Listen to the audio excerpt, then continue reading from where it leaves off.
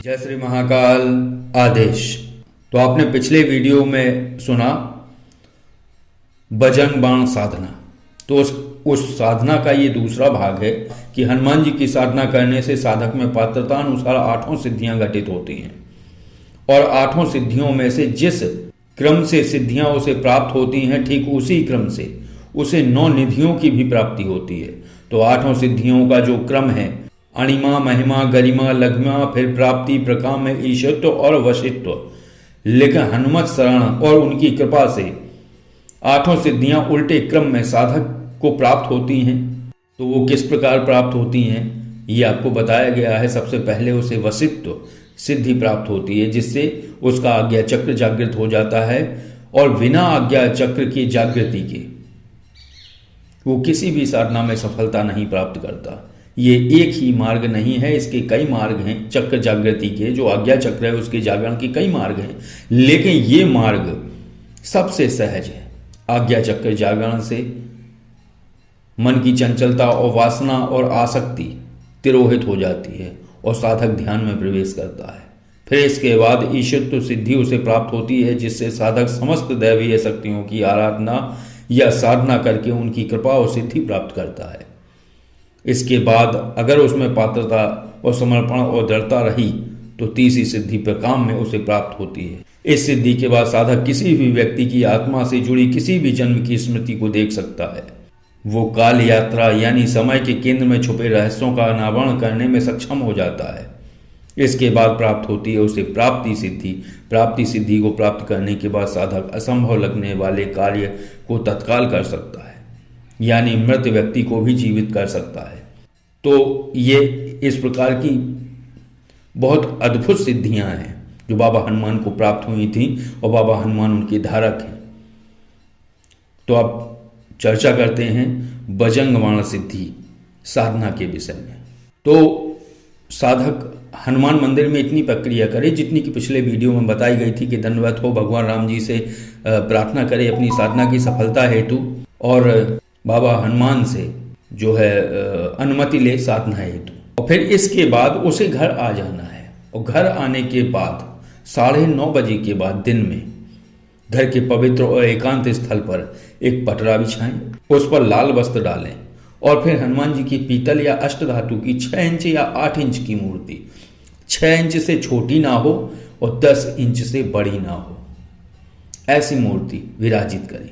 दूध, दही, शहद, घी और गंगा जल, इन 5 के मिश्रण से उन्हें यानी हनुमान जी की मूर्ति को स्नान कराना है। फिर शुद्ध जल से स्नान कराना है।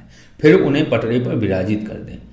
अब ध्यान रखना है कि अगर मंगलवार से साधना शुरू की गई है तो गाय के घी में सिंदूर मिलाकर मूर्ति में लेपन करना है।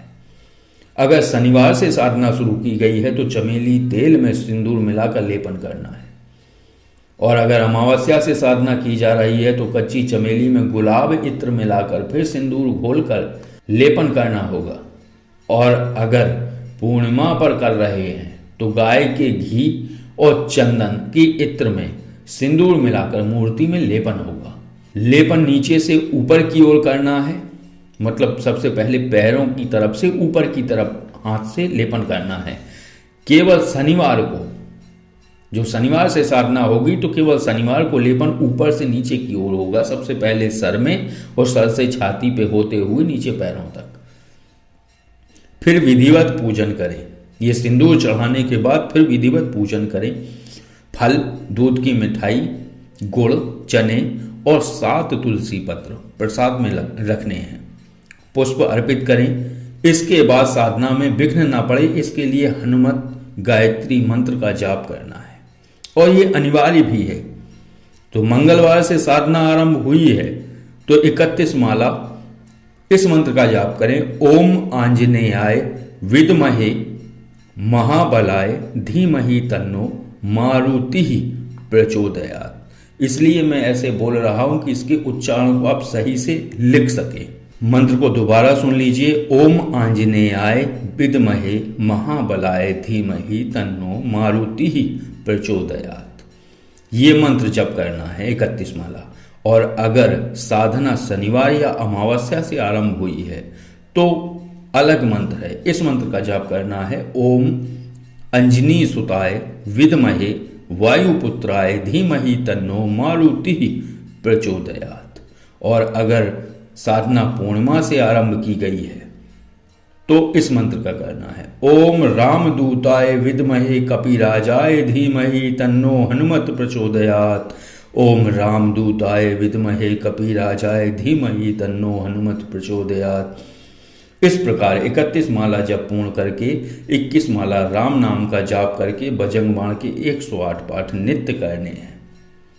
और ये साधना 21 दिवस तक यानी 21 दिन तक करनी है। जो साधक बजरंग बाण का 108 पाठ एक बैठक में नहीं कर सकता है वो 54 पाठ 2 बार में कर सकता है। लेकिन फिर क्या होगा कि अगर 2 बार में वो पाठ करता है तो फिर जो 31 माला है ना, जो गायत्री हनुमत गायत्री मंत्र किया, तो उनको फिर 21 माला करना है, वो भी 2 बार करना होगा। और राम नाम की माला भी 2 बार करनी पड़ेंगी, क्योंकि 2 बार जाप कर रहे हो तो जो 21 माला राम नाम की हैं वो उतनी ही रहेंगी। और जो साधक 2 बार में पाठ करे वो रात्रि 9:30 बजे से ही करे, क्योंकि सुबह 9:30 बजे से पाठ अगर शुरू हुआ था या पूजन प्रक्रिया शुरू हुई थी या साधना आरंभ हुई थी तो रात्रि 9:30 के बाद ही दूसरा जो शेष पाठ है वो 9:30 के बाद ही करें रात्रि में। पूजन जो जैसा किया है, पूजन जो विधान बताया गया है वो पूजन प्रथम दिन ही करना है। जो सिंदूर चढ़ाना हुआ या उनको स्नान कराना हुआ ये प्रथम दिन ही होगा, बाकी फिर नहीं होगा 21 दिन तक। 21 दिन तक आपको अगर प्रक्रिया कोई करनी है तो घी का दीपक जागृत करना है प्रतिदिन साधना करते समय, और प्रसाद रखना है। प्रसाद वही रहेगा कि दूध की मिठाई रहेगी, गुड़ चने रहेंगे और 7 तुलसी के पत्र रहेंगे। मूर्ति के दाहिनी ओर साधक के बाईं ओर दीपक रहेगा। मूर्ति के दाहिनी ओर दीपक रखना है और साधक अपने बाईं तरफ दीपक रखे। साधक कुशा के आसन का प्रयोग करेगा। लाल या पीले वस्त्र धारण करके साधना करनी है, जप करना है। 22वें दिन हवन होगा। जितना जप एक दिन का होता है वैसे ही हवन होगा, लेकिन जाप 31 माला है जैसे गायत्री मंत्र का, गायत्री मंत्र की 5 माला आहुति रहेंगी, 11 माला राम नाम की आहुति रहेंगी और 108 आहुति रहेंगी बजरंग बाण की। लेकिन जो व्यक्ति 2 बार करता है, 2 बार में पाठ करता है, वो 2 बार में हवन करेगा। सुबह 5 माला गायत्री मंत्र का हवन करे, 11 माला राम नाम की माला का हवन करे और 54 आहुति बजरंग बाण की दे। रात्रि में भी ऐसी करना है कि 5 माला गायत्री मंत्र हनुमत गायत्री मंत्र, 11 माला राम नाम और 54 बजरंग बाण की। और जो एक बार में पाठ करता है वो एक बार में भी हवन कर सकता है।